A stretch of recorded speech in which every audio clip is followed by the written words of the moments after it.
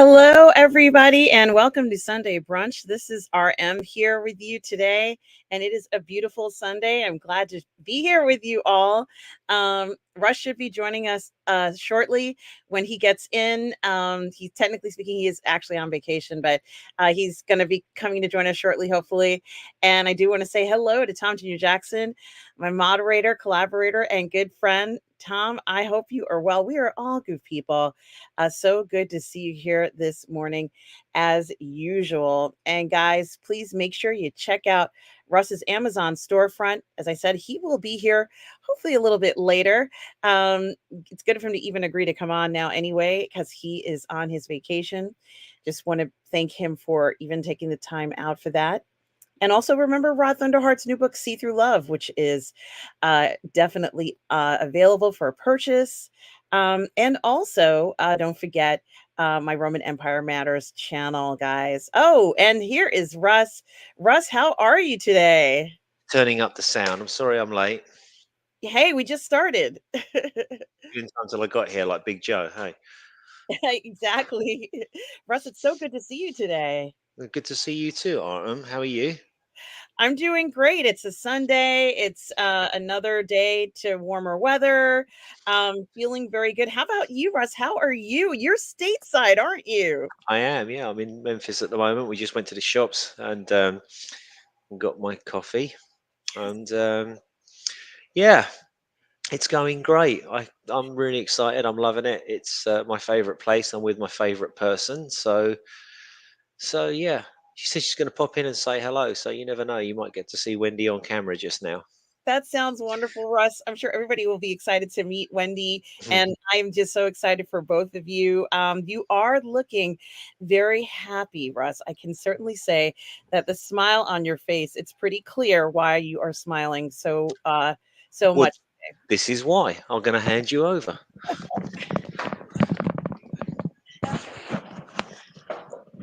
Hey there, Wendy. How are Hey, you? good. It's fun to be on this side of the screen. Sunday brunch, Wendy. It's such a pleasure to have you on. Thank you. Pleasure to be here.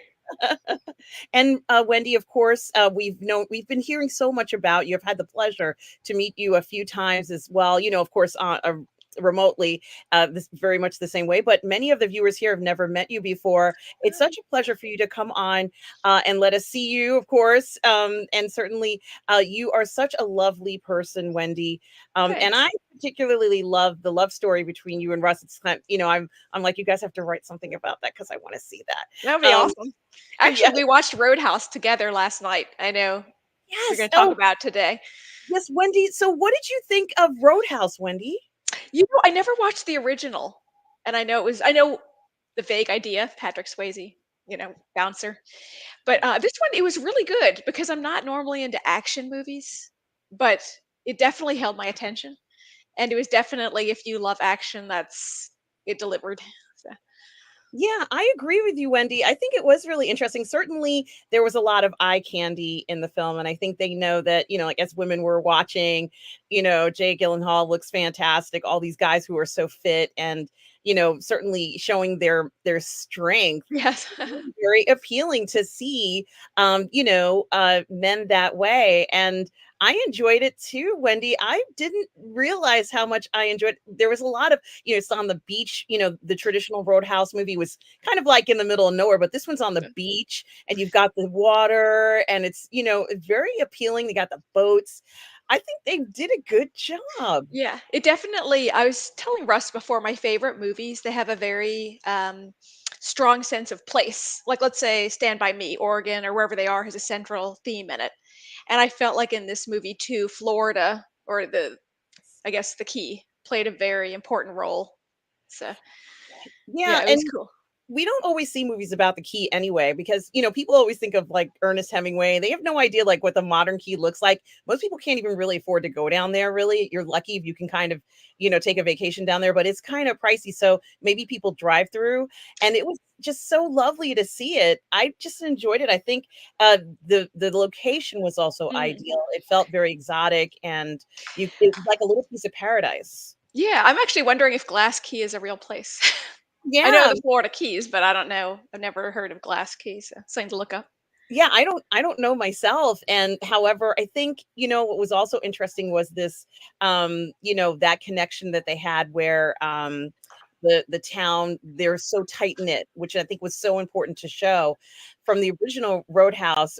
From what I remember, like it was a small town, and you know how those small town connections, they mean a lot. You can't just like go in there and kind of disrupt things. And I think they did a good job with that. But I also wanted to ask you what you thought of McGregor, the other, like the baddie. What do you think Well, of it's him? interesting because I just saw. Thank you for the people saying hello from the UK and from other Oh gosh, places. So yeah. thank I'm, you. I'm not even I'm not even paying attention. No, it's so nice. Thank Like you in for the all the people chat. saying hello to me.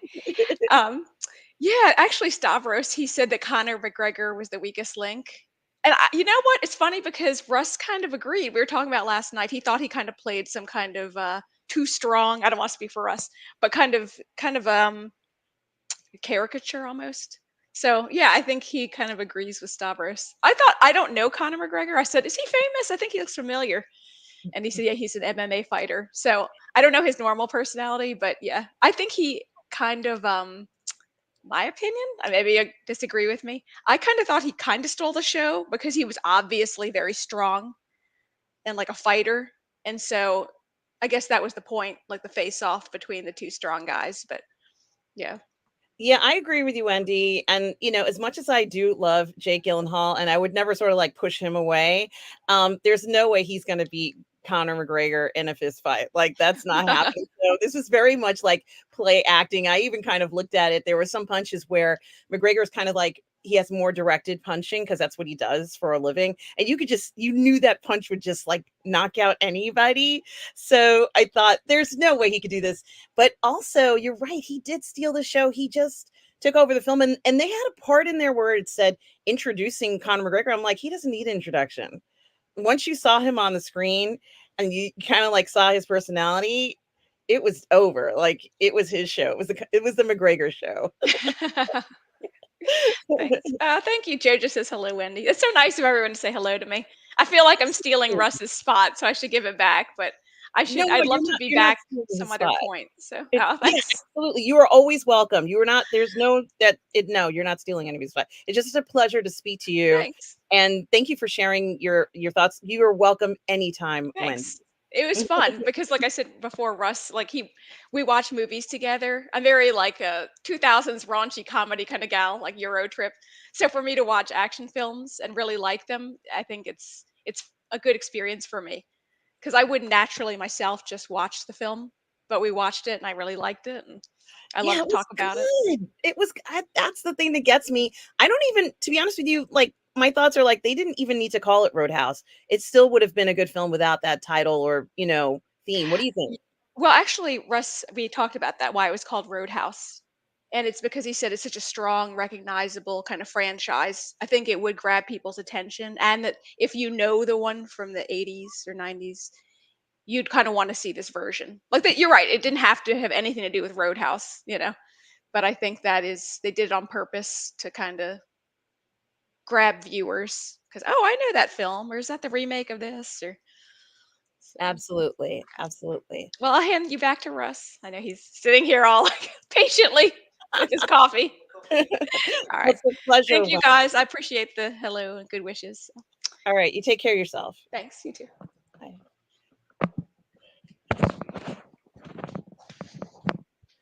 Ah, there you go. Regular service is now resumed.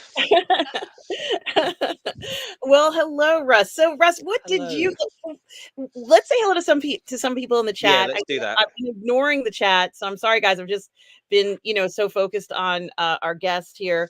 And let's say hello, and then I want to get your opinion of Roadhouse because there's so much to say about it. That it was so much better than what I thought it was going to be. Hmm. Want to say hello to Mr. Londell's Groovy Hello. Movies. Greetings and felicitations. Hip hip hurrah. Tally Tally ho. ho. Yes. So good to see you. And I also want to thank a performing artist for his 4.99 super chat, Russ. Wow. Thank you so much. He says, good morning. Well, good morning to you, a performing artist. So Good morning from the best looking man on YouTube, and you're getting paid to say good morning to the best looking man on YouTube. That's it's a double whammy. Absolutely, Russ, a performing artist. It's such a pleasure. And thank you so much for your generosity. It does make such a big difference. Thank you so much. And Bonzo Kilborn's got this thing called brunch. I just can't handle it. This thing called brunch. I just can't handle it. This thing called brunch. I must Um, get round to it. I ain't ready. Crazy Crazy little little thing thing called called brunch. brunch. I love it, Bonzo. Always inspiring us with lyrics for everything fun and exciting, Bonzo. I hope you are well today. And it's Dino Dinosaur, Russ. Or Dino, we will never know. As he say here, salute are Russ, Wendy in the US, and Tom. You got to be loving the Alien Romulus trailer. Fuck yeah, let's talk about that in a little bit. Absolutely. He says it delivers. It delivers. It did Hi. totally. We are excited for this, Russ. We are so excited. Mhm. So glad that you let us know it delivers. I don't think I've seen it. Um, Oh my god. Let's get to it after we've said our hellos. Well, let's get to that. But Absolutely. Thalia is here. Hello, Thalia says, Happy Sunday, hey, everyone. Thalia. All the way from Germany. Thalia, I hope you are well, my dear. As well as Stavros, who says, Hopes everybody is well. Hello. Oh, I love this. Mario. Mario. Wow. Thank you for the international um uh good afternoon, everybody. Greeting from all over the world. My goodness, Mario. I can't even say half of those greetings. Um, I yeah, Bonum Prosperidian Omnes. Good yes. afternoon, all. Mario bringing out the Latino.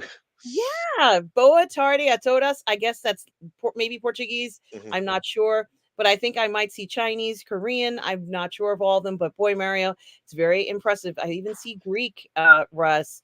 Mhm. Um, and I do love to see things like that. Thank you so much, Mario, for Nice one, Mario. um, such a warm greeting, Mario. I just love it. Also, want to say hello to that old Yorkshire geek. Hey up, how's it going, mate? Did Says, England play yesterday? it's a And good. what happened with the badge? I've heard there's some controversy over the badge. If you know, can you let me know in the chat, mate? Cheers. And I also wanted to, as you are aware, Russ, the I guess it's the Cricket World Cup is happening here in a Mhm. few months or so, and there's Yeah. a lot of controversy over this thing. It's literally down the road from me here in Nassau County, Russ. All right. Oh, really? Wow, Hmm. that's awesome. And people are upset because the locals, meaning people like me, Mhm. were not given access to get tickets for the matches. So Well, I can't imagine they would have thought there'd have been a huge demand for cricket tickets in the United States. You know. it's enormous because we have a lot of cricketers, especially Mhm. in New York. Mhm. So, we have all those people from the Windies and a Yeah, huge Indian and Pakistan Pakistanis. Yeah. population. This was the state that they picked, which might have the biggest population of Caribbean people, Indian people, and Pakistani people in the United States. So, they were just like when they realized they couldn't get tickets, Russ. And there's some other controversies too, but we will talk about that in a moment, Russ. We're going to Mhm. talk about that in a moment because they're talking about opening up a lottery so that we can get tickets. I'm going to try and get tickets to this thing because when else am I going to see? It's India versus Pakistan, right, Russ? It's I that. don't know. I'm not. I'm not really. I haven't been up to date with much because we've been kind of, doing couple stuff and walks, and I haven't really been sat in front of my TV smoking joints watching cricket. Tragically, but I'm having more fun doing this. To be honest with you. Well, that's fine, and there's nothing wrong with that. Stavros mentions no words can describe how amazing X-Men '97 was the best cartoon pilot ever. Wow. So this Um, is this new thing, right? They've rebooted or no, they haven't redone anything. They just basically made a new cartoon as though it was X-Men in the '97, and I believe there's been some controversy because Rogue's bum isn't as curvaceous as it should be. But mm, I've never really made mine Marvel, so that's all kind of lost on me. I just didn't, I've always been a DC guy. But Stavros, I'm glad you liked it, man. yeah, Oh, that's Mark Spector's avatar down the bottom says it's a continuation of that series. No, Yeah. that's fantastic. Why not go ahead and try and continue it? Keep it going. These some of these animated series are just amazing. I want to Mm. say good morning again to Tom Junior Jackson. Hello, Hi, Tom. Tom. Looking very cool and sleek and slick in your tuxedo, Tom. Bringing it up a notch. I should have brought a champagne flute filled with a mimosa for you this morning, Tom, and which you deserve. I love that look. Um, Joe Tyson is here, Russ. Hello, Big Joe. Sorry, he was here before me. So were you just killing time until I got, yeah, and Russ, right? You're just killing time until I got here. I know. It's come back to bite me in the ass, that one, isn't it? And Stavros says, I skipped out on Ghostbusters. I saw the cool cup and popcorn bucket at the theater, but bounced first time in a while. I didn't get it because it's just the detector. So it's not the vehicle, but it's the thing that you catch the ghosts in. But you could probably buy it online too, just so you know. You don't have to go to the theater, I don't think, to pick it up. In fact, I'll find out now while I'm on the phone. While I'm on the phone, while I'm on the air, I can look and see that if it is available for purchase, and I'll tell you guys where to get it if it is there. I think on the app you can probably purchase some of these things. But before we get to that, thank you for letting us know. Stavros also says that Godzilla 10 versus Con reviews were kept under wraps, and I hope it stays that way. Why? What is something going on with Godzilla versus Kong? Russ, do we know? Again, we had this conversation a couple of weeks ago. That whole, what is it, kaiju? Is that what it's Yeah, called? That yeah. whole thing just passed me by, and it's a bit like Gundam. I'm kind of sad that I'm not into it because I'd love to have been. And Warhammer 40k. I wish I'd got into Warhammer 40k in the 80s and been like a nerd about it. But I just kind of feel that it's all passed me by. You know. Well, I'm sorry to hear that. And in a sense, the kaijus are great, but it is a whole fleet of kaijus. So Mm-mm. it's something, like they pop up and they take these different configurations. And obviously there's Mothra and a bunch of other ones. And we had a little crossover in the what's the name of that group? They're called the Suicide Squad. The Oh yeah. last Suicide Squad, there was a kaiju. So, only goodness knows where they'll turn up, but it is very cultural. Yeah, it is a trio show. I Well, guess maybe we'll get Wendy back in as like to do the whole thing for one show next time we all watch something. How about that? that sounds fantastic. There we Um, go. She's up. She says she's up for it. all right. And guys, even more hellos out to Wendy. Shout outs to Wendy from Bonzo, from Talia. Retro Nerd Girl is here as well. Says good morning. Oh, hey, Retro. And Wendy, good morning to you, Retro. Still my resident crush, Retro. Nothing's changed. And Tom says he saw Ghostbusters Frozen Empire on Friday and had a fun time and the entire theater to himself. I love it when I have a whole theater to myself. You know something, Tom? You just might be the most interesting man in the world with that tuxedo right now. I just love Sharks have a day dedicated to Tom. Yes, that's right. That's right. When he goes to the theater, he goes to the whole theater. Yeah. Everybody. That's it now. The whole fan fiction is like rolling out in front of us. That's Tom right. Junior Jackson, the most interesting man in the world. So that's when you log in now, Tom, you've got to put that on there. Now we know. I love it. He also has a shout out to Wendy, and Roadhouse was a lot of fun. It was. Oh Hmm. my gosh, I can't wait to talk about that. Even though, yes, there is some truth to Conor McGregor. I'd say he crashed the party. He crashed the Roadhouse, Russ. He ran in there like a bull in a china shop, knowing that he was badass and that as soon as he appears on camera, it's as if nothing else is happening, Russ. What do you think? Um, yeah. Are we going to finish our good mornings, or do you want to jump Yes, we into are gonna right? we are gonna finish. I'm sorry. I get excited. Get excited, Russell. Get excited. And Gary Bando Sandwich Worthing says, "Cat got cream." That'll be me. Oh, okay. I love it. I love it. Gary Bando Sandwich Worthington, welcome to you this morning. Let's continue on. Did we get everybody here? Gasman Roy. Hello, Gasman Gasman. Roy. Okay, hello, Gasman Roy. I don't think I've seen you before, mate. Let us know who you are, where you're from, what you're into in the chat. It's a free for all here, man. So enjoy. Ooh, there are some serious questions in this chat, Russ, that I didn't even see, although I myself have asked some of these questions. And I know, they're not, well, yeah. We got some questions here, and also more shout outs to Wendy. And of course, She is so sweet and gorgeous. Yes, she is. Thank you, absolutely. Retro. And of course, the question, you knew this question was going to come up, not to pry. Of course, we're totally all up in your business, but sorry about it.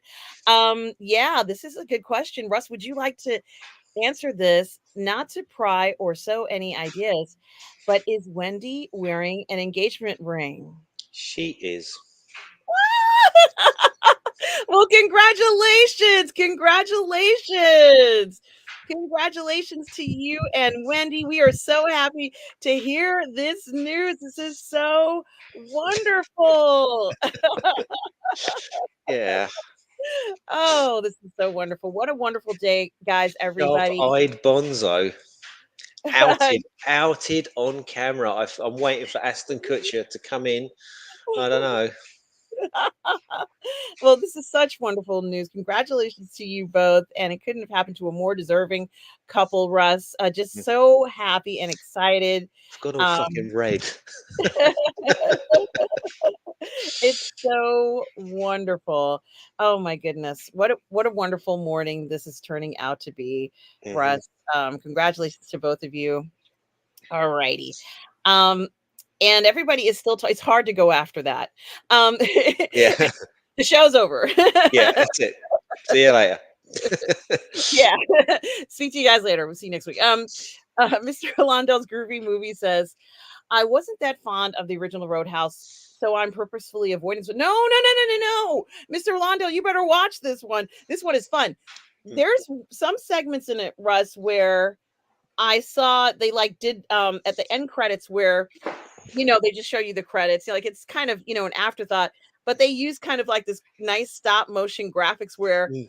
you see like, a motorboat crashing in the air and then a cheeseburger flying, and like someone's margarita flying through the air. Yeah, yeah, yeah. It was Like, quite I'm funny. like, this is how much fun they had. You know what? This film did take a lot of effort to make. I'm definitely going to say that. But these guys had fun making this film. There was probably margaritas all day, frozen drinks. This was just just I can't get over. This is what I think can be kind of encouraging about filmmaking is how cool it looked. How cool it looked. I think the film had a nice look to it. Um, Gary says he liked the music in the film and the location over the yeah, maybe you do. Um, and I don't know what this means. Galley, what does that mean? Uh, I don't know. Stavros, you have to help us You're with gonna this. have to help us out with that one, Stavros. Oh, And England lost 1-0 to Brazil in a friendly. What happened with the badge? My mate Steve was giving out about how they've taken the George Cross off the uniform or something like that. But I haven't had a chance to check it out because, of course, I've been busy. But well, we're always going to lose to Brazil. I mean, they're really good and we're really shit. So, well, we're oh not really shit actually. We're quite good. So, but I don't think Harry Kane was playing, was he? I don't know. Anyway, it's not football. It's Roadhouse. I apologise. That's okay. RM, maybe you could play the Alien Rhymeless teaser without sound. I'm really eager. But yeah, I'm gonna watch it. I'm gonna I watch. I would say, Mario, the sound, it's the same soundtrack that they use for Alien and Aliens, that sort of weird howling synth note that they use. It You need the sound.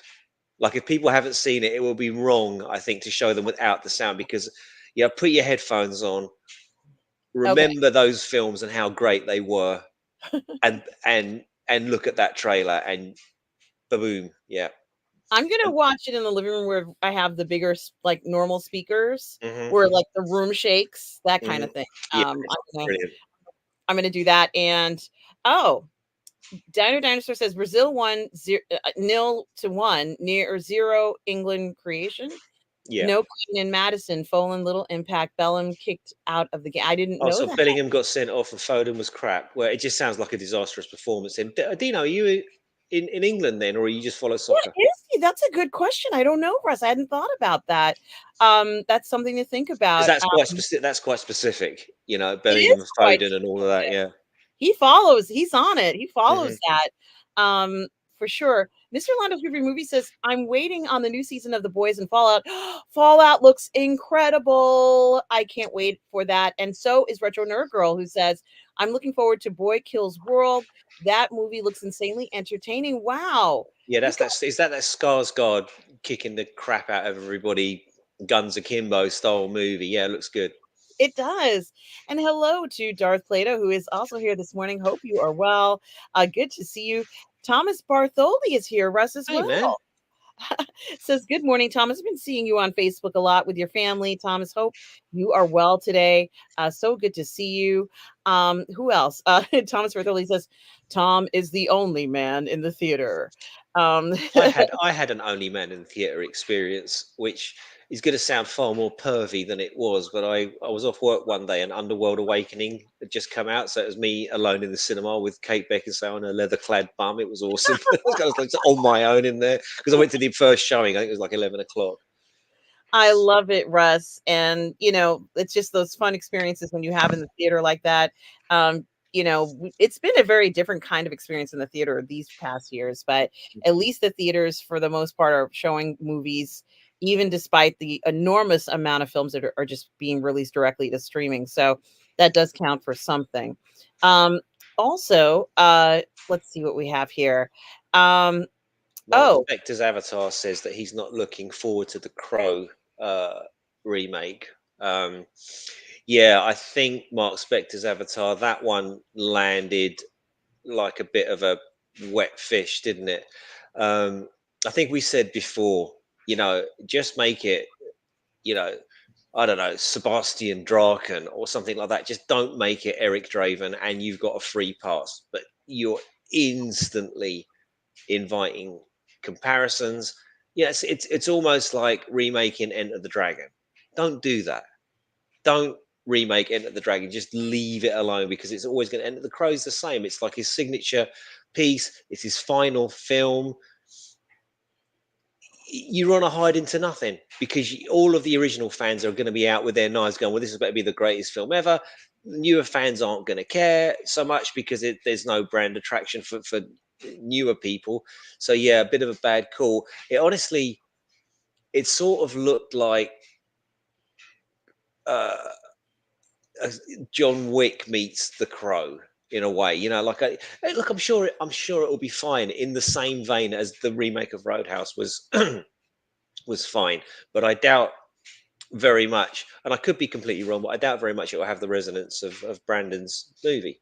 It's timeless because I think Rob was saying the other day, wasn't he, about period pieces or future pieces, and whilst the Crow is very much of that sort of goth 90s thing, it is set a few hours from now or something like that. It's in this sort of like in this future, in this world of its own that doesn't really references like this mythical, say mythical, but sort of doomy mythical Detroit that doesn't actually exist. But yeah, do we have to stop with the remakes? They're never going to, though, are they? But I'm with you, Mark. Well, it's about as doomed as, I'm sorry, but the Acolyte, that shouldn't really be associated with Carrie Ann Moss because, Russ, I can't help but thinking of the Matrix every time we see any kind of movement in the Acolyte and that particular trailer. It feels like a carbon copy of the Matrix.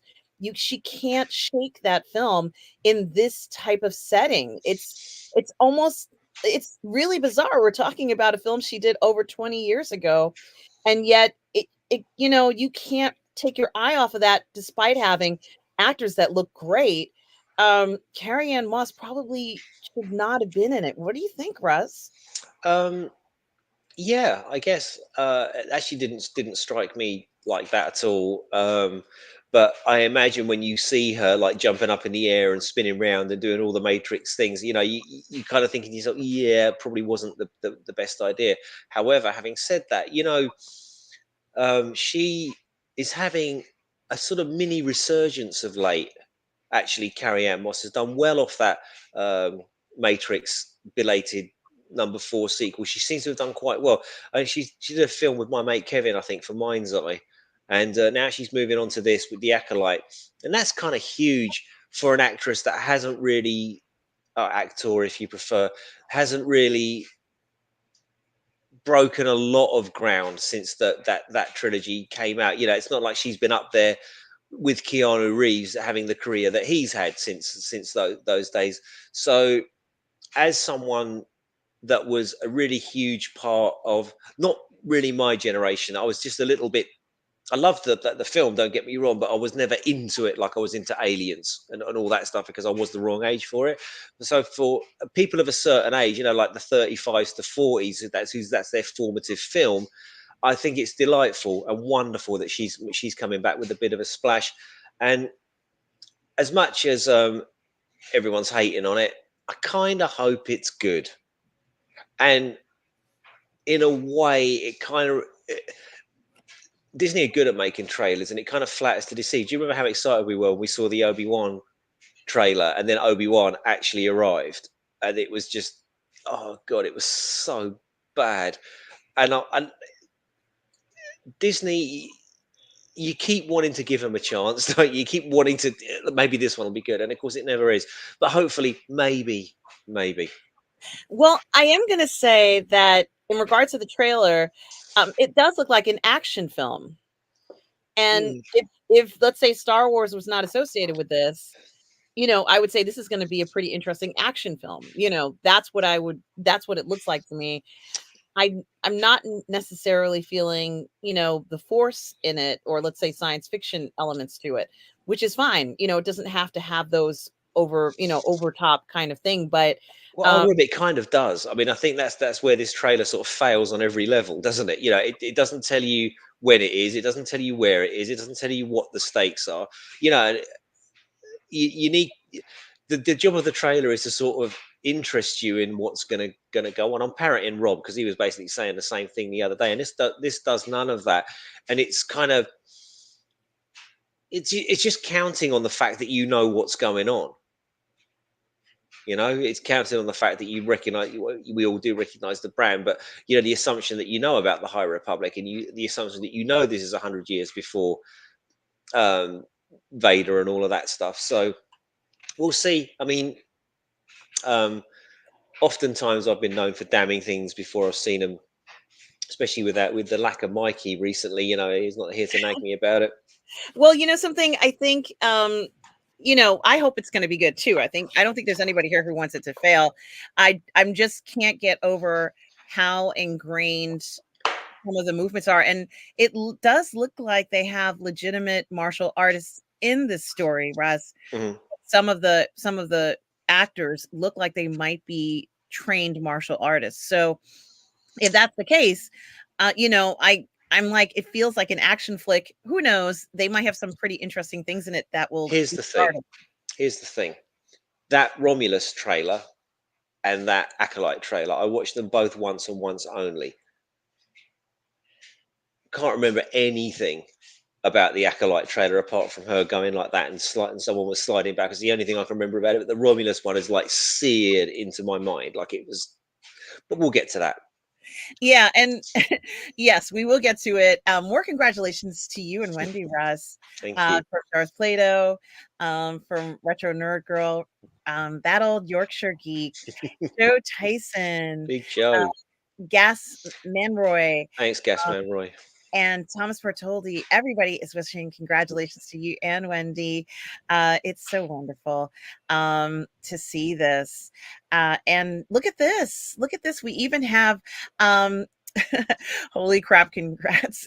Well, he was the one that outed us, right? You're right, Fonzo. Look at Irene here. Look at Irene for a $5 super chat. Says, oh, congratulations, Russ and Wendy. I woke up late, but tuned in just at the perfect time. Good morning, RM Gorgeous. Thank you so much. 49 days. Good. 49 days. Really well done, darling. That's awesome. You've smashed it. You smashed it. You're over the hill now. I'm so impressed with you, Irene. I really am. You should be so proud of yourself for this. It's a massive battle, and and you're just acing it. You're like Leonidas or Achilles or someone like that, Wonder Woman. You've absolutely killed it, and you deserve all the praise and all of the congrats. It shows incredible strength of character to do what you've done. So you absolutely deserve all the love. Really well done, mate. Honestly, it's a battle, and you've won. So that's great. Absolutely, Irene. We are so proud of you. And like we said, keep coming back so we know how your progress is going. And thank you for the generosity this morning. It's so kind of you to do that. I so appreciate it. And it does make such a difference in the show, Irene. And you are always someone we are thinking about. Thank you so much, Irene. We love you.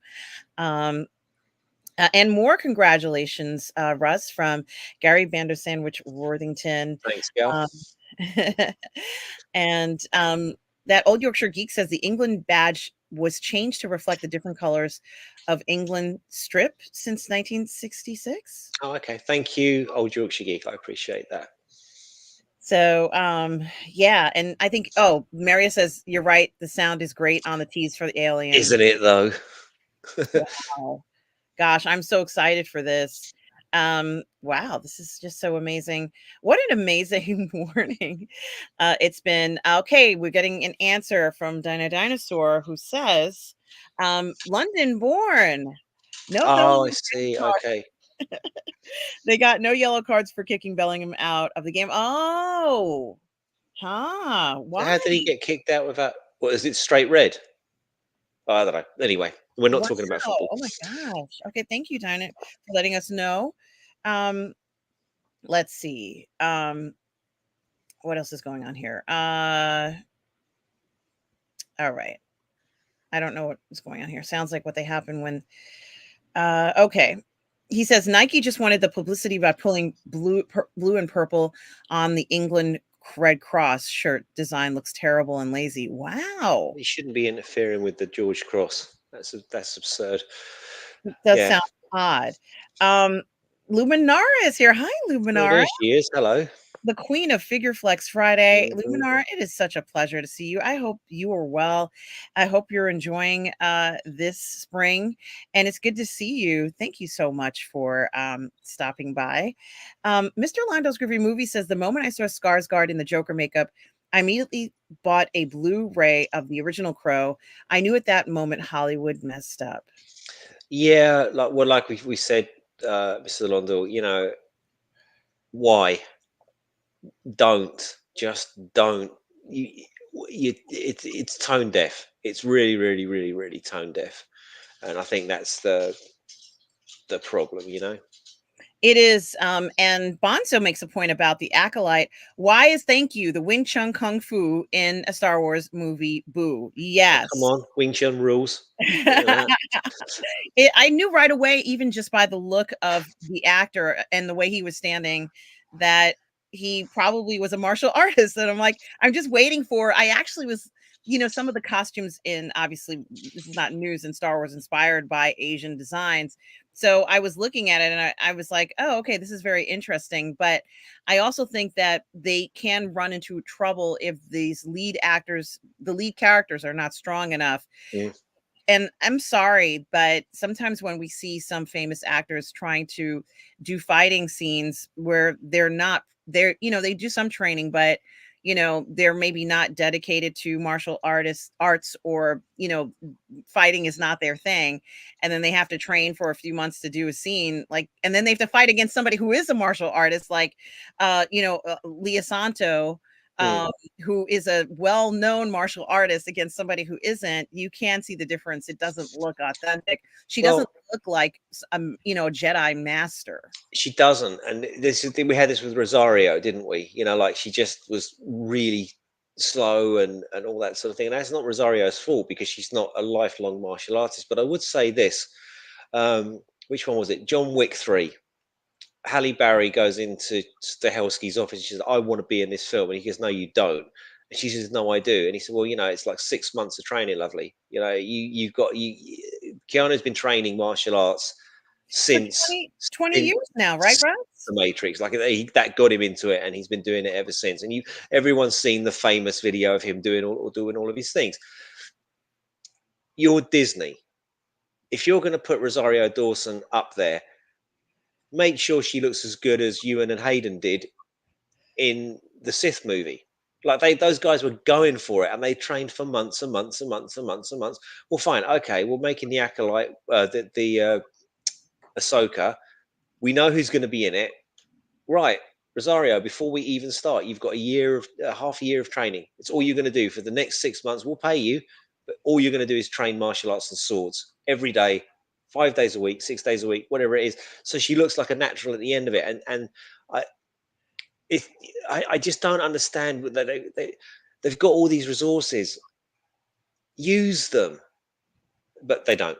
Yeah, well, look at what they did with the Mandalorian. That character, Din Djarin, they have 3 guys who play that role. You know, Yeah. one who does the fighting scenes, and another one I'm not quite sure what the other one does, maybe just the walking scenes, but you can tell immediately, like when it's a fighting scene, like he got it. He is kind of like, I think he might be Brazilian, he may not be, but he's got like this kind of stance where he gets in position, Yeah. and you're like, it's on, you know what I mean? Like, you know, right away it's going down. And I'm like, yes, I love this guy who plays that. The 2 guys who also, along with the voice actor who, you know, and he isn't just a voice actor anymore. He, you know, he is legitimately the character when he removes his helmet and everything. But they did that with that. So it does say something. Old Yorkshire Geek says, I bet they say the Kung Fu is Terrace Cassie in The Acolyte, because Leslie Headland has said she's dipped into the EU, although Terrace Cassie was mentioned in Solo. Sweet. That'll be the name of the martial art. Yeah. Is that specifically the Jedi martial art? I wonder. I don't know. I don't either. Please let us know, Old Yorkshire Geek, in more detail if you wish. Jamin D is here, Russ. Hey, man. I love it. Jamin D, so good to see you. And what else is here? Oh, this is very interesting. Thomas says, I was listening to a great interview with the voice actor who's voiced Beast. He talked about homemade hot sauce. And Mr. Lando's Groovy Movie says, Jedi aren't supposed to be martial artists. Oh, do you know, I've always thought, right, if you're going to do Jedi martial art, it should be Aikido. It should be some really Aikido-esque sort of, you know, like just spinning them around and pushing them away and using their own strength against them, you know, not like brutalist 90s Seagal, Steven Seagal, Jedi. Yeah, but, you know, like he really sort of showed you a violent version of it. But, you know, that whole sort of thing about Aikido, I don't know. That's Well, what it's in my head canon. Aikido or judo or something like that, where, you know, it's like you just you knock the person down, but you're not necessarily want to beat them up, right? You don't want to beat up anybody. You just want to subdue them, maybe. But you're right, Russ. It's something to think about. It's in my head canon. The Jedi martial art is an Aikido based thing. Yeah, I understand what you're saying, and that makes sense.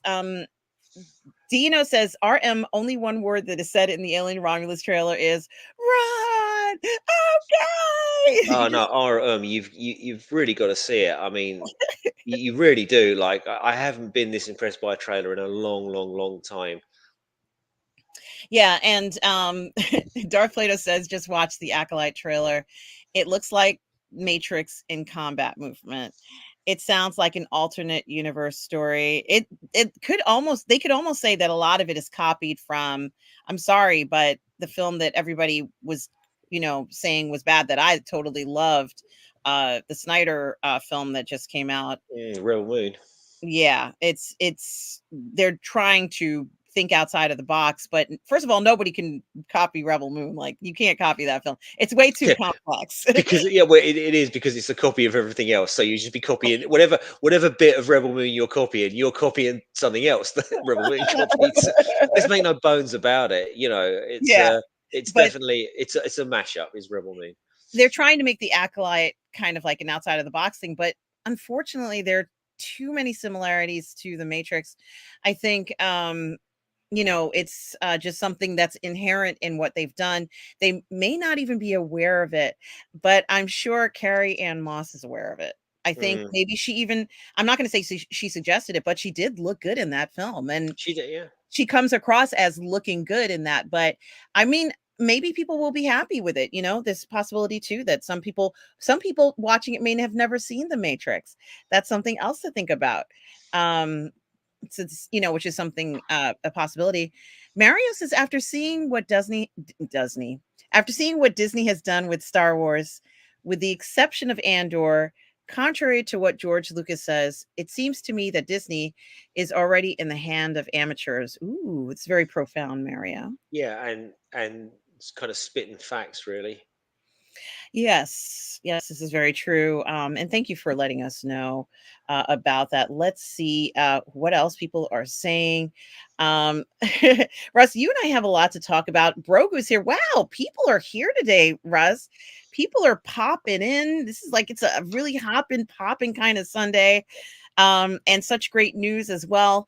Brogu says, "Good morning, everyone. Good morning, Art, and good morning, Russ. Hope you are having a wonderful morning. I'm having a great morning, Brogu. Would you say hello to your brother Grogu for me and let him know I love him?" Mm. Oh my goodness gracious. Well, you know something, Russ, you and I, and Brogu also says, congratulations to both of you. Thank you, Um, Brogu. you and I've been talking about a lot of stuff, Russ, and it is very interesting because, I feel like there was quite kind of like a dry patch when it came to what was going on. And now we're in March and it feels as if there's so much going on. Russ, what did you want to tackle first? Because I have a lot of things on this list. Well, Um, I wanted to say about Romulus trailer. Um, it's almost the antithesis of the Acolyte trailer and or the Crow trailer, in that it's landed and everybody is in love with it. Why are they in love with it? Because it looks like it's going to be, it looks similar but different to what was going on before, but it absolutely respects the place that it came from. So when Prometheus came out, which was set before Alien, yet somehow everybody had technology that was hundreds of years in advance of what they saw in Alien. Romulus eschews all of that, right? It's like, no, look at our CRT monitors, look at our grimy corridors, listen to our original Aliens trailer music. We understand, we know what you want. And there seems to be this little stealth area of Fox with Prey and now with Romulus and with the Alien TV series. What's the name of the guy? I've forgotten the name of the guy that does the Alien TV series, but he said pretty much the same thing. They've got it. They've embraced the aesthetic. They've embraced the CRT TVs, and where and they absolutely knew what they were doing at the end of this trailer. And it's no spoiler because it's only a teaser. But the lady standing there, the girl standing there, and she's got an M41A2 pulse rifle from Aliens in her hand. It's the first time it's been seen in a movie since Aliens. Even in Alien 3, they had different weapons. But this is your M41A2 pulse rifle as held by the Colonial Marines and Ripley in that movie, which says to anybody that loves that franchise, I got you. I know. I know what you want. Trust me. And I'm just, I can't wait. Like Prey, Predator Prey, I'm kind of ambiguous about, like what are they going to do? And of course, that just ended up like tossing it out there and smacking it out of the park. And this just looks like you can chew on that atmosphere. You can, you're back to in space, no one can hear you scream. Look, it's just based on the trailer alone, but they've got the aesthetic. They seem to know. Look at that. Like that's Alien. You know straight away what that is, right? Oh man. So I'm hugely excited for this, and I'm praying that my hopes and dreams for, because I love Alien, and it's like the side stuff, the EU stuff, the comics, and all the things around it have, it's been going for many, many, many years now, and it's had its ups and its downs, but they've been so much better than what we've got on screen. I mean, there's a lot of love for Alien 3, and as a standalone movie, it's great, but as part of that whole, it's not great, and we all know why. And Resurrection, come on, And AVP, I like. In fact, I love AVP. I've seen it many, many times. Um, but it's not this. Look at this. Come on, man. Don't I do have it, RM. You I don't do know. it. Yeah, right. I'm telling you. I'm telling you. And first of all, you and I, and as well as everybody else probably here, are huge fans of Alien, and certainly, um, no one can hear you get face hugged. I love this game called Alien Isolation, which looks exactly like what you're talking about, Russ. In Yes. the game, you play as Ripley's daughter, Hmm. Amanda, I think is her name, Yeah. and she is out on the outer rim or whatever the hell area it is in space, and she's working out on some kind of derelict oil rigs in the way out where there's nobody for you need like 100 years in cryo to get out there, Mm.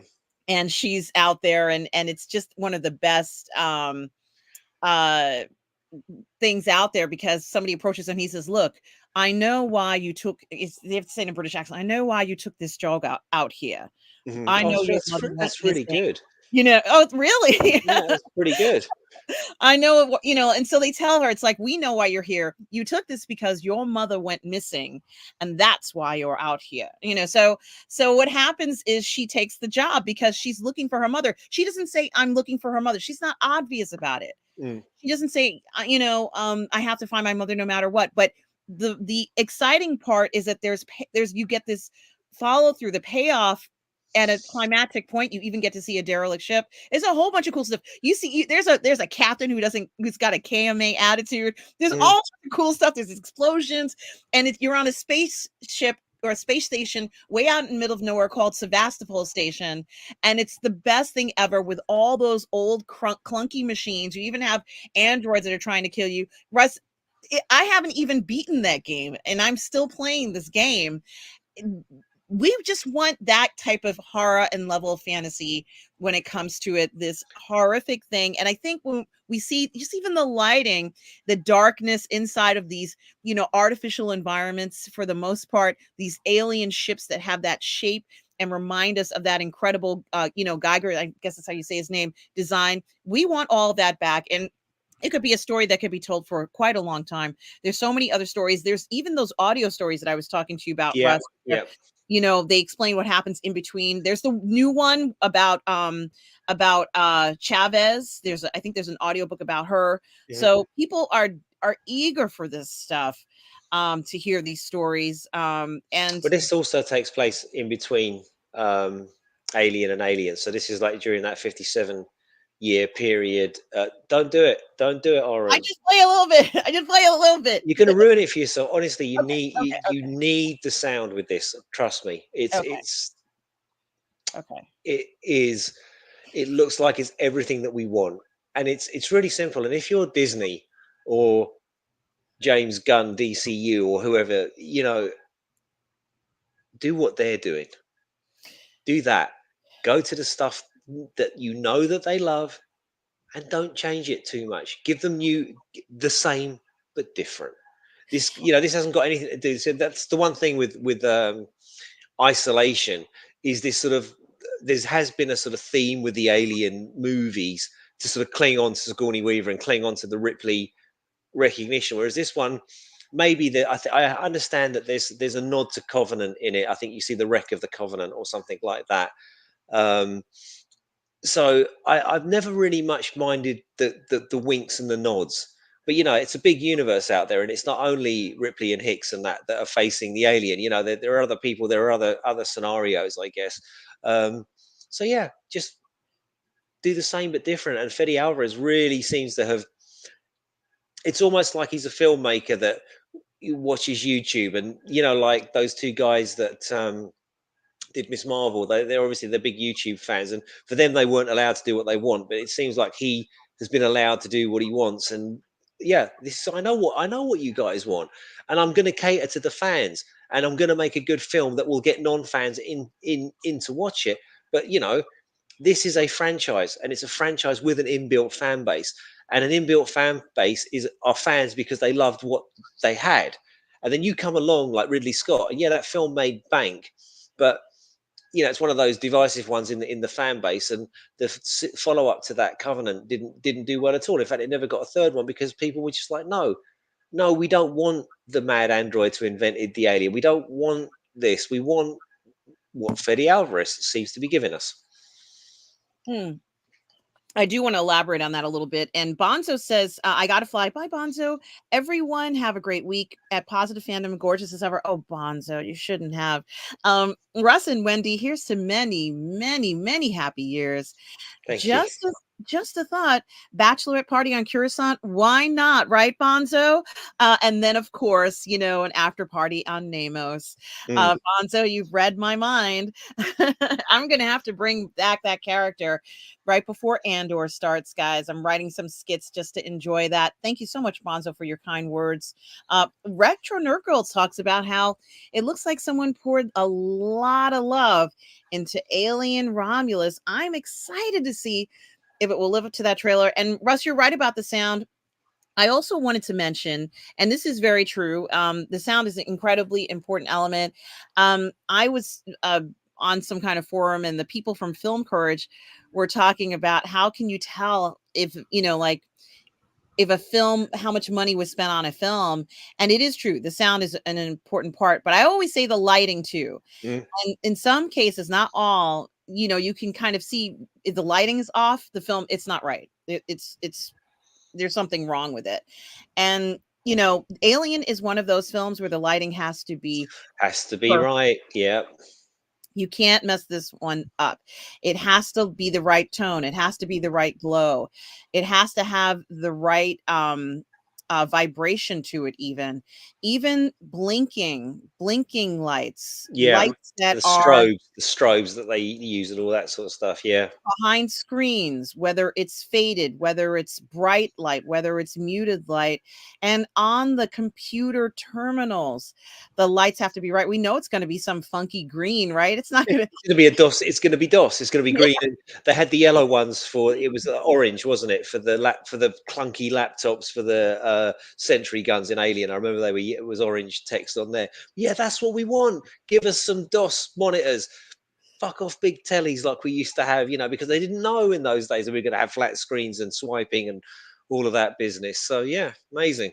It is amazing. And certainly also another thing that we have to realize that most alien stories are going to be heavily based on engineers and engineering. And so, there's a lot of people out there who are engineers. I'm not an engineer, but I've noticed that people who are engineers, kind of flock to this notion of, being on the ship and, you're dependent on the ship for survival. So the alien doesn't just threaten your life, but it also threatens the life of the ship because it goes to certain parts of the ship, like the core, like it'll be near the engines, and it'll kind of mess up the climate control. And then all of a sudden the climate is off. And then the next thing you know, they've taken control of some of the main machines. So you can't power down, like there's all these sort of engineering things that seem to happen. Well, they xenoform their environments, don't they? They That's essentially, xenoform. yeah. Yes. Yeah, that's yes, Russ. I'm sorry, I didn't mean to cut you off. They do that and they know what they're doing. So, they realize that the greatest threat, it's not that the colonial marines aren't strong, but the engineers themselves are also a threat because they have to solve the problem. So the colonial marines will come in there, they have the firepower. I'm not saying they're bad or not effective, but you need somebody to solve. They need somebody to find a solution to a problem. The alien is a problem. And there was the competition a few years ago where it was the 40th anniversary. Was it the 40th anniversary of Fan Alien? films, yeah. And they had those fan films, and there was one where they had a failsafe. They had a program that prevented the alien from replicating or something. And at the end of the skit, the person said, well, that's what it was created for. It was created to prevent spread of the alien creature, even though she was kind of trapped in this place with it. And I think it was a dog that was the thing That was the android dog, wasn't it? Mhm. Yeah, I So remember. That was really memorable because that's yeah. the first one that popped into my mind was the android dog. It was so smart. Hmm. And why wouldn't you? And You who know, created that? an engineer, I'm guessing, created Yeah, that. So yeah. I'm hoping that we see a strong presence of engineers going forward because, like I said, in the video game Alien Isolation, Amanda was an engineer, of course. Ripley was an engineer, and we need these guys. These are the reason why they're able to travel out in space anyway. It's because you need these crews of engineers to go out there. I'm fine with fantasizing engineers and engineering. Space travel is something that we all look at and mystify about. So why not go ahead and make them the heroes too, in a sense? So I do think, Russ, that when we see, these environments, like I said, these artificial environments, it's so important to see how they're maintained and certainly how they're going to affect the future, of the next generations who have to live with the alien as a reality now. How about the mining one? Do you remember the mining one? I Where do, but I'd love to watch them. You know what? Actually, I might spend some time and go back and watch them again. But like I said, I haven't been doing much watching because we've been sort of fairly, doing other things. But I'd love to watch those again because they were all really good. I yeah. don't. There wasn't one where you thought, oh, they were all of a really really high standard. But yeah, the idea of the android dog was brilliant. Yeah, Well, in really. the mining one, and these are short films that we're talking about, everybody. The 30th, or it's either 30th or the 40th anniversary competition. 30th. It must have been 30th, I think. And in one of them, they discover an alien pod, and they realize, the woman says, "Look, we have to make sure that it never gets to our kids. Mm, mm, Like, we can't ever leave here. We have to make sure this thing never escapes here." And yeah. it's essentially like, a one-way trip kind of thing. And, it's like, I loved that premise of, they didn't plan, they knew they weren't leaving. Like, even that kind of badassing, and these are minors. So I just thought it was very clever, very that's what anyone would do. That's what anyone would do. Mario says that Alien Resurrection was not a good movie, but that Smuggler's Crew was great.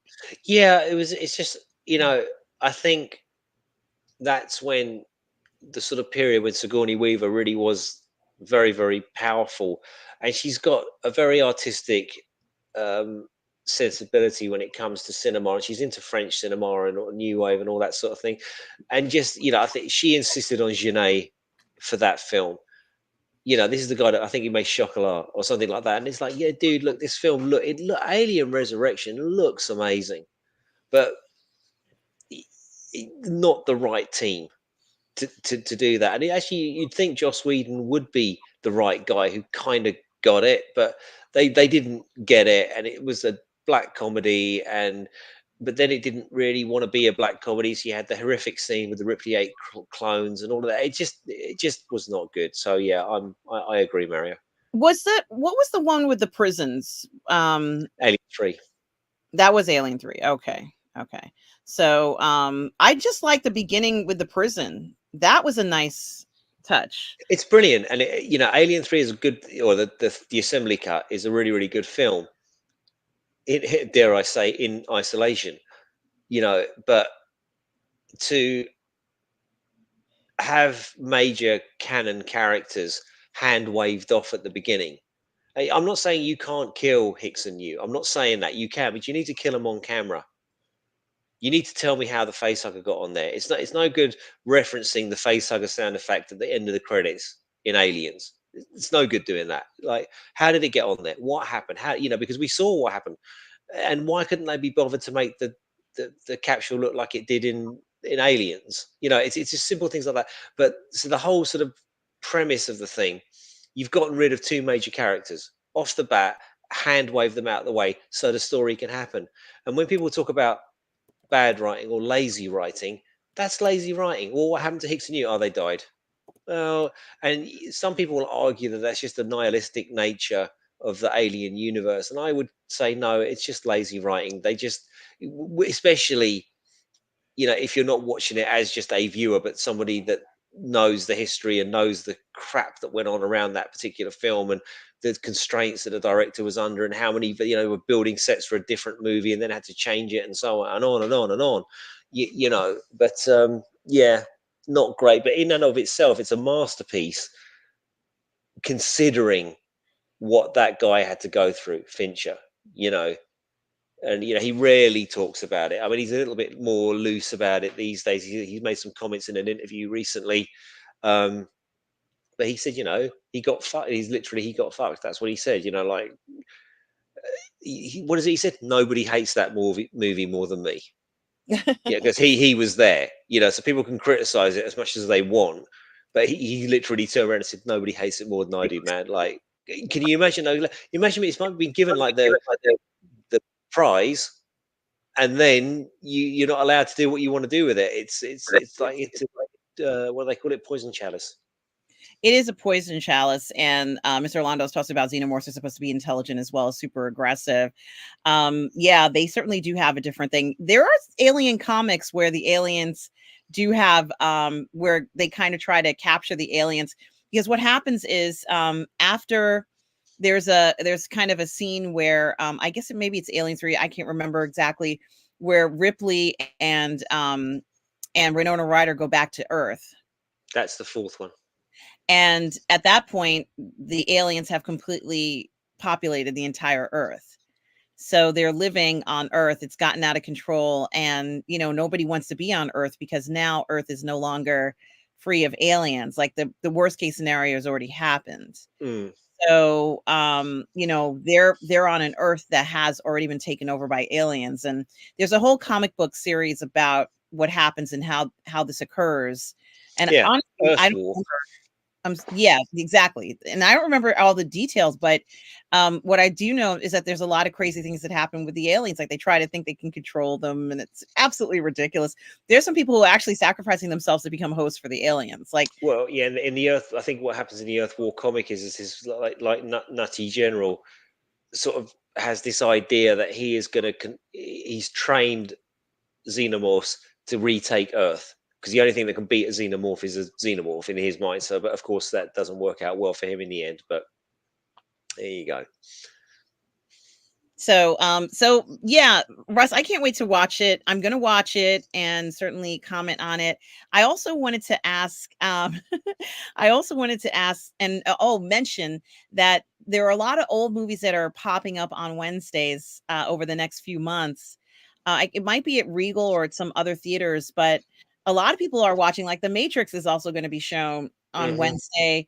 So check out the Regal or Fandango or one of these things so you can see some of these older films. I think they recently showed Labyrinth. It might be Labyrinth. Maybe it's not Labyrinth, but I think it's Labyrinth with what's that guy's name? No. David Bowie. It was David Bowie.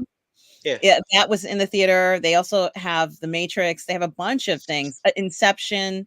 A bunch of films from yesteryear are going to be in the theater. There's a little bit of a groundswell to release Man of Steel, BVS Ultimate, and Zack Snyder's Justice League. That seems to be gathering a little bit of pace, or perhaps that's just my own Snyderverse bubble. I don't know, but I've seen a lot of that. Like, yeah, we've got to get these films out in the cinema. So we shall Yeah, see. I hope they bring those, Russ. Goodness gracious. Mm. And we'll see you later, Bro. You take care of yourself. Something I think what is really interesting is that some people will be seeing these movies for the first time. There's a whole generation that hasn't seen them in the theater or even on television, because they don't show movies the way they used to show them on television, the chopped up versions anyway. So there's a whole bunch of people who may have not seen them. So I think that is really interesting in a sense, because it never occurred to me that somebody hasn't seen them. When we were growing up, there were so many films that were televised that it was impossible not to see all the top films, even just on regular network television. Yeah, So the paradigm has really, really changed, and I'm not going to lie. I'm kind of hoping it collapses and it just goes back to the way it was, with HBO being the gold standard of awesomeness, and it's not just a glut of superhero content or this content and that. They're just churning stuff out.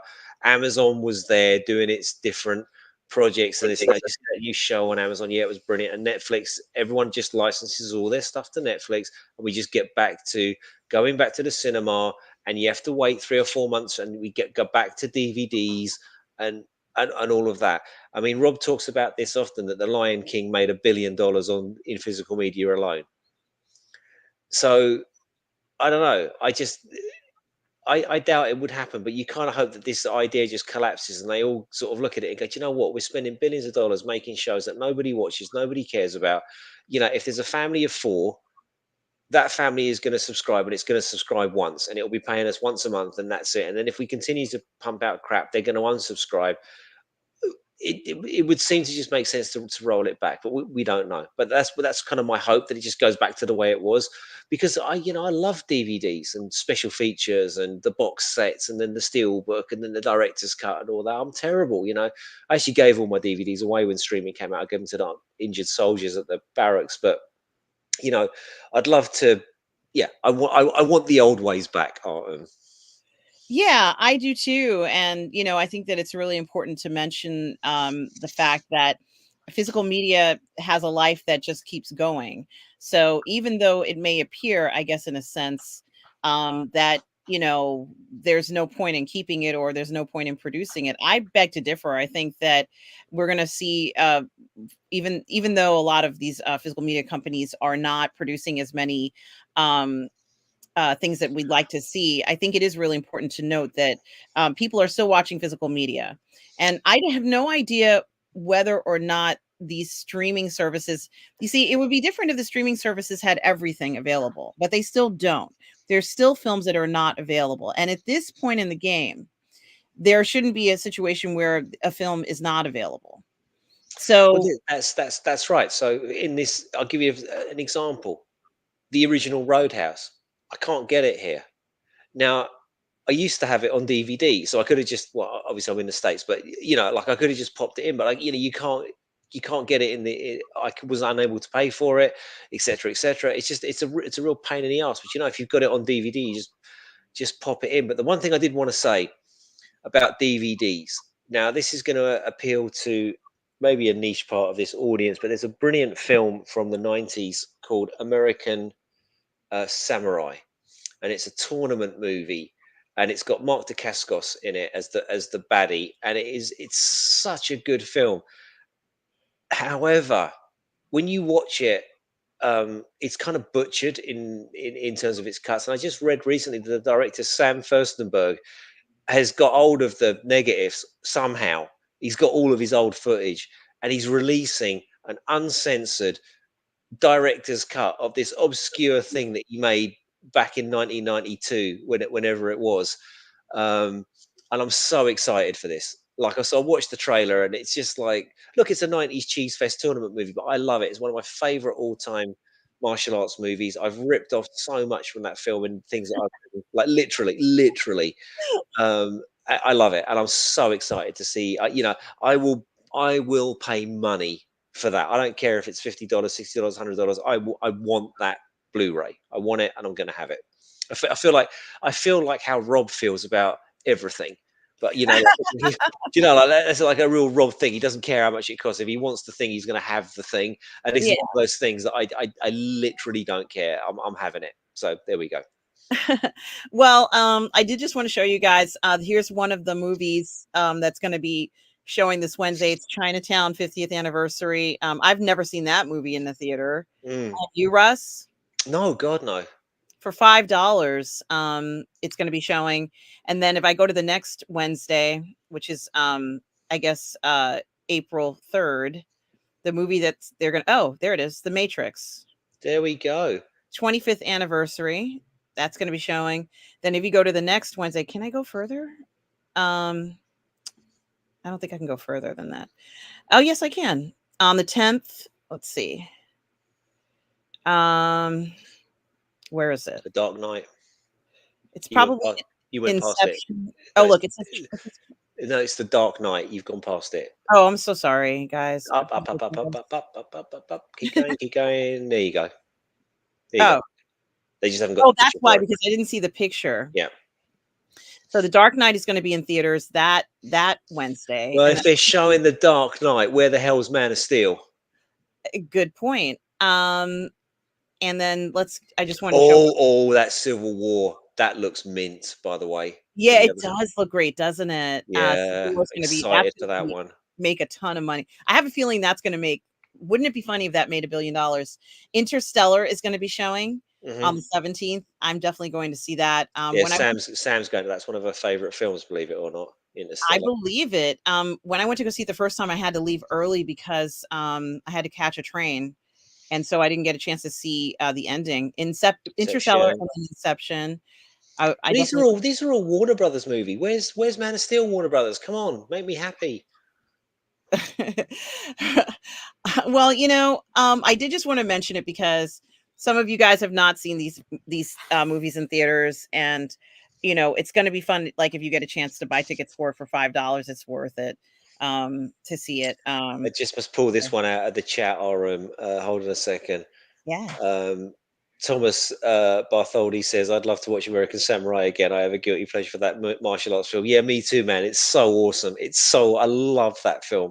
David Bradley, give me some David Bradley and Mike DeCascos. I can't wait to see what that final fight between Bradley and DeCascos. It just didn't exist in the original cut. They just kept cutting to their arms, like doing sword movements, because they didn't seem to have the footage. So it's going to be great. But hey, talking of climactic fights, we're running out of time. We should probably talk a little bit about Roadhouse before we get sidetracked into more trailers and Oh me yeah, yeah. demanding the Snyder trilogy to be brought out by Warner Brothers, right? Yeah, Yeah, not let's that. talk about Roadhouse, Russ, because honestly, I think that I loved it. I really loved it. And I think that, no, I don't think anybody believes that Jake Gyllenhaal is a mixed martial artist, but I don't care because they did everything else right in this film where I just was enjoying it. And it's supposed to be fun. It's supposed to be something that you go into and you watch and you just enjoy. And I think they accomplished that. I think it was not necessarily a carbon copy of what we saw before. It was just a No, tight it knit. wasn't.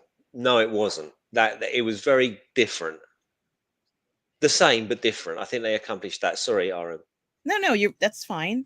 And I think one of the keys to why it worked was because they managed to uh give us a little bit more eye candy in this, and they embellished it on in areas that you would expect. This particular setting was more closer to the beach near the water in the Key, and that's a place, as I was speaking to Wendy earlier, where you need money to even live down there. Like you can't just most people want to have a vacation in the Keys, but you can't afford it because it's too pricey, and you get to hang out there. That's why they're all going to that bar, because Hmm. it's you're on the Key, you're living the life. It's really kind of glamorous life you're living, even though it looks very low key. It's expensive to live down there, so why not go ahead and enjoy that fabulous area? Everybody wants that property, and they're all fighting for it tooth and nail, and you could see why. It's intoxicating place, and it just feels so comfortable. I think you could go up there with shorts and sandals on, and just sit back and enjoy some music. I even enjoyed the different music they had there. I almost didn't even care, in a sense, because you knew you were going to have a good time because you're in the Keys. And I think that the location was so prime in this film. Yeah, like Wendy was saying, it does give you a good, really good sense of place. Um, I enjoyed it. I think I don't want to sound hypercritical, but it sort of fell apart for me in the third act. Um, it seemed to sort of flip between wanting to be sort of serious and then wanting to have a laugh, and the villain was like almost like a comedic villain, and there was sort of setups that didn't really sort of pay off. The thing with the alligator, I think, just came a little bit too early, and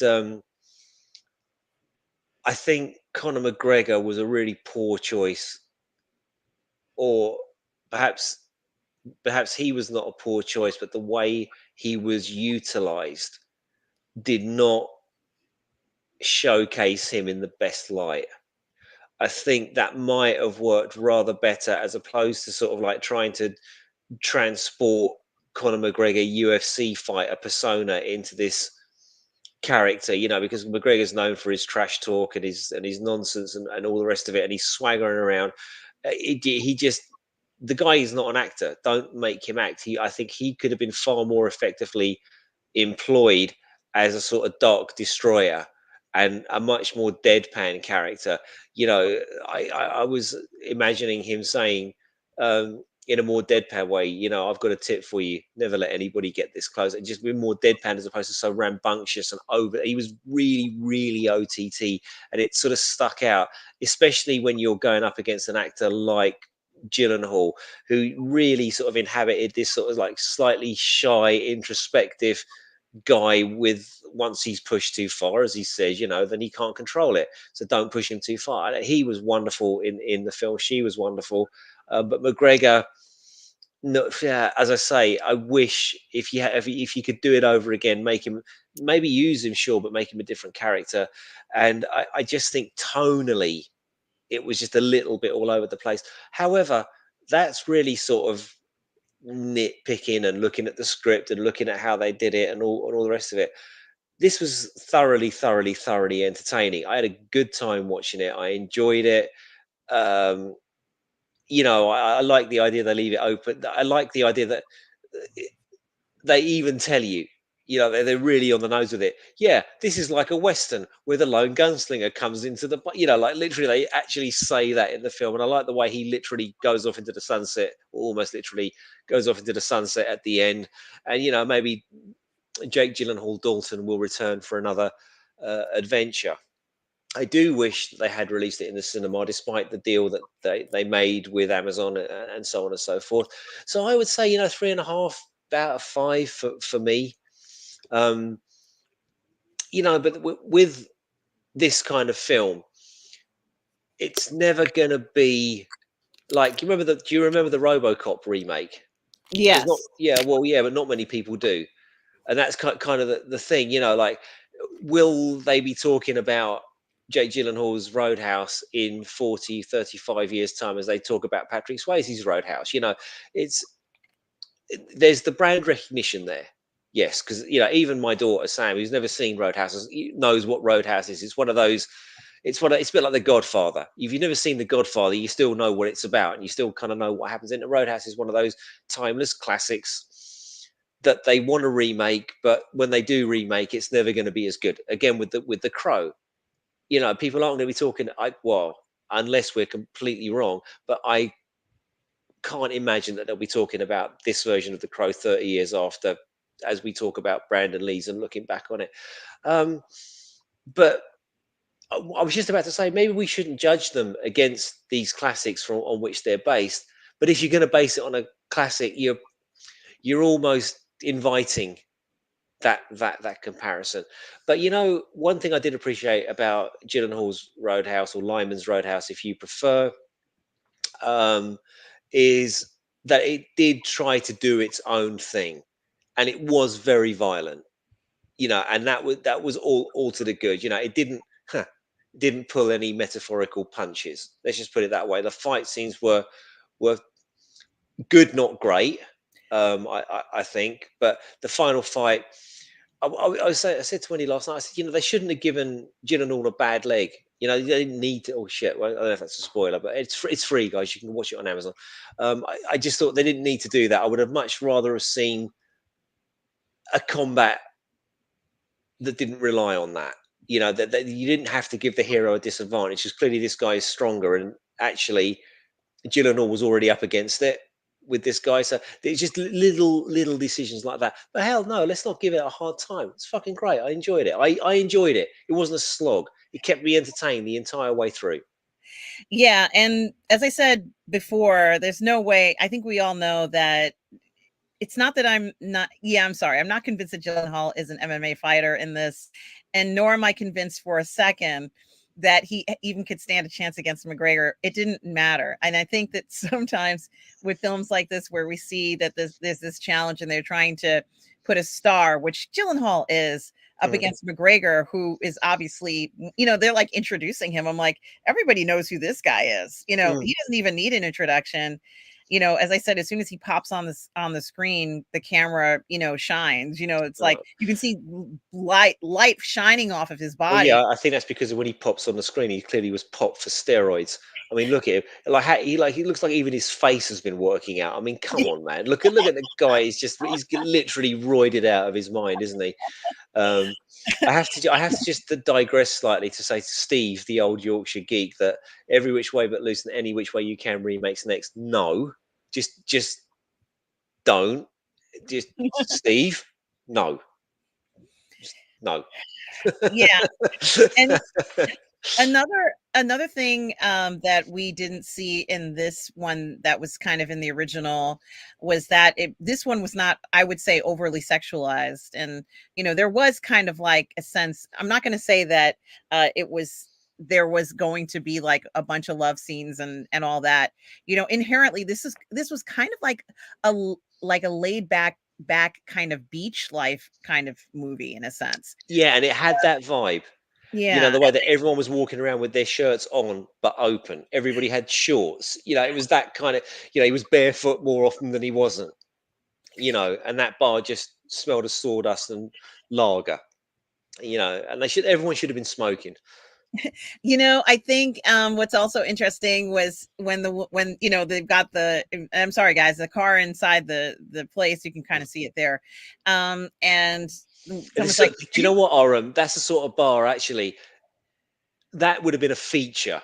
Like if they ever come back from Roadhouse 2, that car will still be like smashed through the wall because they just would have patched up the hole around it and just left the car there. Well, remember that one time in 24 when the land developers came in. Well, that was his car and he got effed up. I think what I liked about it was that, and this is like, he might have been a college kid, like let's say, but even if it were me, I'm years from college. And even if it were me and I was driving down through that way, as I said, I can't afford to stay in the Keys. But if I saw like a cute beach hut through there and I see people cleaning up and I'd be like, are you guys open? Can I get a brewski or something? Yeah. And they're like, yeah, sure, come on. Like, we're always open. I love yeah, that. and Yeah. I thought that was so just like hit it on the mark, because all people want, as Patrick Swayze and say, I can't remember if Jake said it in this one, is a place to go and have fun. They don't care about all this other stuff. They just want to be, and it's spring break, ironically, right now, right? Yeah, it for, is. Yeah. for some people, and that's what they're doing right now. They're in some kind of roadhouse or somewhere down there, trying to have a drink and enjoy themselves, maybe have some encounters as well. So that's all they care about. They can't see anything else. And I think in the end, that's what they want you to also enjoy this, in a sense. Just roll with it and have fun. There were boats in it. You had beaches. There's Yeah, hot people with ripped. Look at Jake Gyllenhaal's body and that. Like somebody, I think I forget who said it in the chat now. Let me see if I can scroll up here. Someone, Dino. Dino says he trained for a year for this, and he looks like it. I mean, he's ripped, he's shredded, and this guy will, McGregor's just roided out of his mind. As I said, Retro's going. Oh no, she's not right. going. No, she's not going. She's gonna I'm go going see the film because of our recommendations, and you can see it right now. Retro, put it on. Enjoy it all. Enjoy all the splendid glory of Roadhouse. Just I think it's just so refreshing to see something fun and enjoyable, and people just doing all sorts of naughty things, I guess, you know acting inappropriately in a bar, and it's a bar that doesn't even have doors, Russ. Like, this is Yeah. that's how Yeah. freaking carefree this thing is, like, you got to get out of my hut, like, it's I really liked that, where it's essentially, we're just gonna go, and I'm going to there, having my drinks, I'm gonna come out and just sit out in the sun and enjoy myself. It feels a little simpler. It feels like a little simpler way to enjoy yourself. Boom. This is it. So with Roadhouse, with Land of Bad, with The Beekeeper, with all of these films we've been talking about over the past few weeks to months, with the lack of superhero movies, these films they're fun. This film didn't have an agenda. This film wasn't trying to tell me this, that, and the other. Look, it's Jake Gyllenhaal and Conor McGregor beating the shit out of each other on speedboats. Really had that kind of like Miami Violence Vice vibe about it. They're in the speedboats and the water's all blue and the chicks are all hot and the guys are all ripped, and it was great. It was really good fun. Really good fun. And It that's really what we was. want.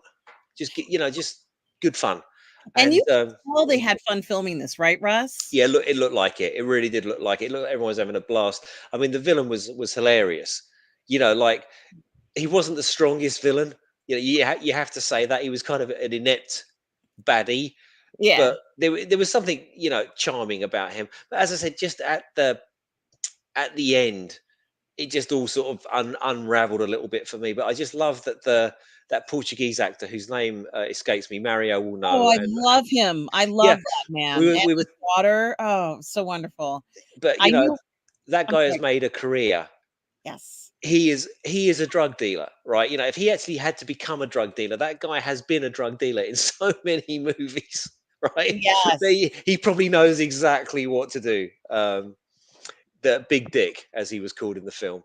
Yeah, he's a I remember one of the first times I ever saw him, I think was in a film called Clear and Present Danger, Mm. and he was supposedly having an affair with one of the White House executives, and it was dangerous because she was kind of compromising Oh, there's information. Sydney.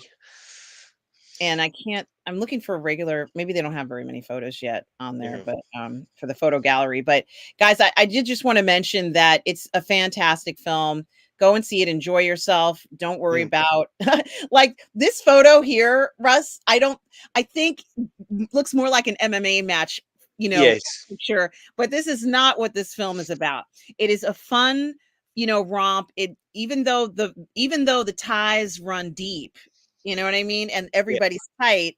I think that this was something that was been smoldering and came to a head at this point, and something had to be done because things were getting out of. Yes, thank you so much, Joaquin Yes. Alameda. Joaquin. Yeah.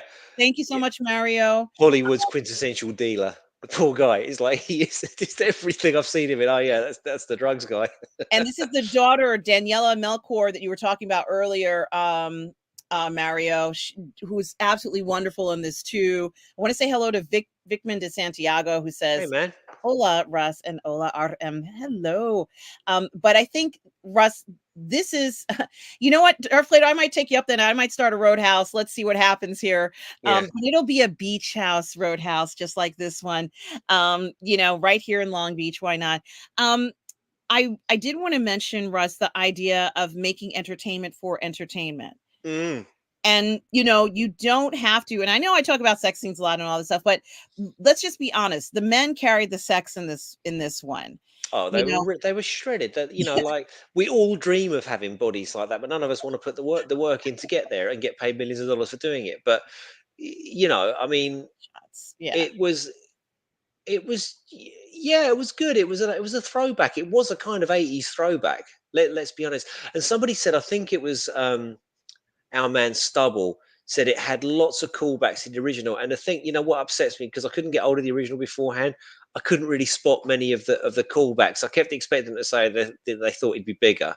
And I get that a lot, but there wasn't that particular callback. But I have to watch the original now. So when I get back home to England, which is coming up way too soon, I will check it out. Maybe we can get it here, maybe we can rent it or something. Well, something that's a good point that you make, Russ. And let's talk about how, the cultural norms for the 90s, when I think Roadhouse, the original, or 80s and 90s, when it was made, it was a very different world than it is now. And this one felt very realistic. Mm, Where you see some of the guys had tents, they got their tents with them, and mm. they're kind of, tenting out just like you would during spring break. This is a spring break film. I Yeah, mean, and this is what people will do. It's like, we don't have a place to sleep. Well, I got a tent. We can all stay in the tent. It's like, and people will do stuff like this. But we also see, like, there's a scene where some of the baddies, manpower, his those guys who were supposed to fight for him, he's like, "What are you guys doing in my house?" And they said, "You told us to make ourselves at home." yeah. And then he goes, I didn't fucking mean that. And then you had the one guy in the gang, Mo, and he was like a real standout character because they're all like sort of heavies, and there's one guy right at the beginning fight is like, well, okay, we'll leave kind of thing. And then right at the end, he's going, look, man, I thought it was a bike gang, like it's really hard to ride around Florida on your Harley on your own. I just joined these guys because I thought it was like a club. I had no idea this was it was really endearing. Yeah, you're not going to kill me, are you? Like I'm literally going now.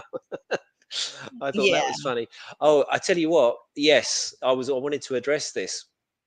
um have to add the up and coming bricklayer with Aaron Eckhart uses his tools as special ops looks so bad actually was awesome. I like the watched it. armorer in the Mandalorian. Yeah, no, I watched this a couple of weeks ago, Dino, and I would disagree. It was up there. It wasn't, it was a serviceable action movie.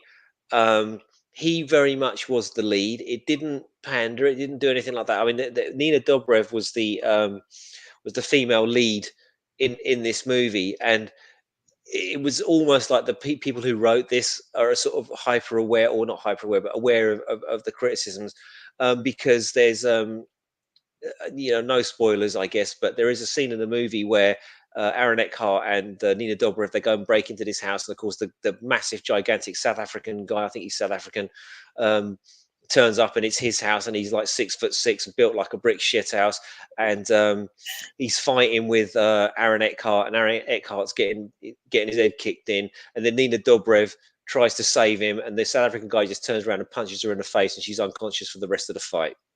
And I imagine that certain quarters of the internet would have been on their feet screaming. So and it was nice actually to see that she's not a karate expert; she's an analyst, and she's got a gun and she can do certain things. But bang, boom, out like a light. So that was it's good. It's a good film. It's not you're not going to go back and sort of rewatch it and rewatch it and rewatch it, but give it a chance. Actually, because the performances in it are really, really good. Eckhart's always good and always convincing, and you kind of wouldn't it be great if he was your mate? Because he's the kind of guy that comes around to your house. Like when you've got a flat screen and you've got no fucking clue how to put it on the wall. Aaron Eckhart looks like the kind of guy go, no problem, Russ. I've done this a million times. I know what you're doing. You get the beers. I'll put your flat screen up and you owe me a 6-pack. He just seems to be that kind of man. Even when he was the president in those Gerard Butler movies, how London is down and what is it? London has fallen and White House has fallen Yeah, and so on. He was yeah, brilliant in those. He was really nice, and yeah. Check it out. yeah. Check it out. I check it. I remember he played. I think the character's called Two-Face, and I didn't like that they did that to him. Mhm. Because I'm like, he's too attractive to be doing that stuff, guys. Why'd you do that? But also, he was in another movie called "Thank You for Not Smoking." I haven't Um, seen that.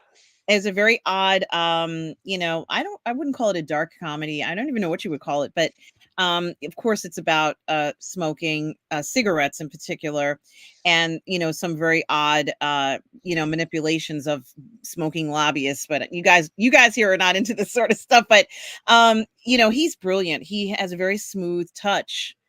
And I think that sometimes actors who have charisma like that, it comes through.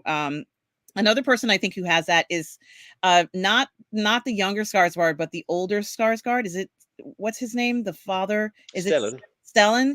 He has it Mhm. where, like in Andor, he kind of puts it on occasionally where he'll go, do you know what price I've paid for, like he Oh, yeah, has yeah. that kind of touch where he talks you into doing stuff that maybe you weren't going to do before, But there is that thing, isn't there? We spoke about this last week, Aram, with Sonada and Mifune.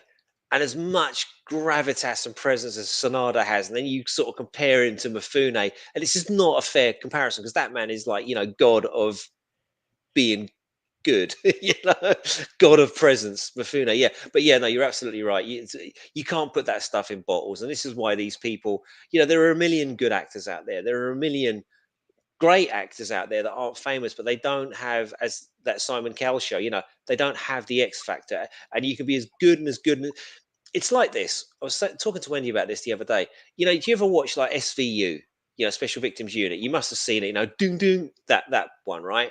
yes, Every single episode they bust somebody and someone gets that, or there's a victim and this and that, and the person that they bust or the victim is never anybody that you've ever heard of, but these actors, these New York actors, they're fucking amazing. Like yeah, yeah, they're good. every single SVU, like tell me an SVU where you've come away from that going, well, that was a shit performance by the third punk on the left. Like they're all brilliant, but they're not Jake Gyllenhaal, they're not Aaron Eckhart, they're not Kate Beckinsale. They don't have that, but they're still brilliant. Exactly. And I do want to say hello to Cavallantino Cavalry who says, "Good day, everyone. Whenever I hear Roadhouse now, I think of Peter Griffin from Family Guy." I've never seen Family Guy, but yeah, I'm gonna have to wrap things up. I'm afraid, RM, because we have family things that we need to be doing this afternoon. So I'm gonna have to cut it a little bit short. And we are at the end of the show, everybody. I want to thank everybody for showing up here today. Thank you, Tom Jr. Jackson, my moderator, collaborator, and good friend. Tom, we are all goof people, and you are the most interesting man in the world, Tom. Sharks have a day dedicated to you, Tom. Absolutely. So thank you, Tom Jr. Jackson. Also want to mention Russ's Amazon storefront.